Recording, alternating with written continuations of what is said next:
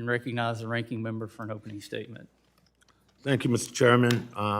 Mr. Chairman, when you assumed the leadership of this committee, I was cautiously optimistic. It's no secret that the gap between our policies' views is wide. But I've come to think of you as a reasonable and principled colleague. I hope that these qualities would be reflected in the committee's work. But today's hearing is neither reasonable nor principled. It's a dehumanizing political stunt. The current influx of migrants is a humanitarian crisis, no doubt, that deserves meaningful, comprehensive solutions. Solutions that are rooted in upholding our basic values and human rights, and solutions that would provide resources to respond to the crisis and to the humanitarian needs that we are confronting. Solutions that are that are based on facts, not rhetoric from MAGA talking heads. Solutions that accept the reality that we're dealing with. Solutions that deal, yes, with security. Nobody is denying that. No one on our side is saying, let's open up the borders and see what happens. It has to deal with security. But we also have to understand that we're dealing with a global crisis.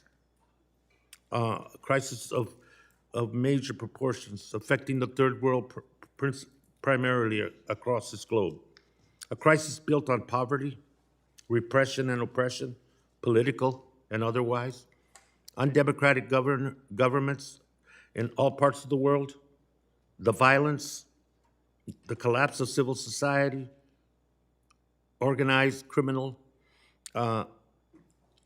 groups that infect and affect every decision for these countries and these communities, the climate that is impacting our world in a very direct way.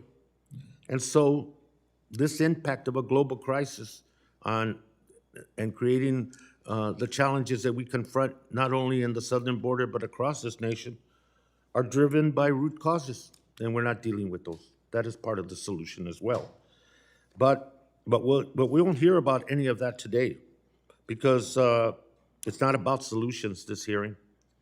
Today's hearing is not meant for solutions. Today's hearing is an excuse for Republicans to double down on the failed policies from the Trump administration. It's an excuse to distract American people from the fact that Republicans are pushing us into a government shutdown that doesn't need to happen. A government shutdown that will actually slow down the processing of asylum applications, I might add. And finally, this hearing is an excuse to use national parks and public lands as a political foil to fuel anti-immigrant rhetoric that creates division in our countries and that the Republican Party see as the only political advantage heading into the 2024 election. So of course, we're gonna hear about it and we're gonna continue to hear about it. No solutions, we're just gonna hear about it. And for anyone who believes that this hearing is a sincere attempt to protect public lands, let me quickly relieve you of any misguidance you might have on that. If my GOP colleagues actually cared about the parks, they would increase funding for the Park Service. Instead, they've done the opposite and passed an appropriations bill that cuts Park Service's already underfunded budget by $500 million. If my GOP colleagues actually cared about our public lands, they would make a real effort to hold oil, gas, and mining companies accountable for the messes that they leave on our public lands. Instead, they do the opposite and continue pushing bill after bill to gut environmental laws like NEPA and give industry a cheap or even free pass to wreck our landscapes and stick taxpayers with the cleanup bill. And if my colleagues actually cared about the American people, they wouldn't be pulling this stunt and would instead get to work to keep our government funded and open, our most basic responsibility in Congress. But if my Republican colleagues are about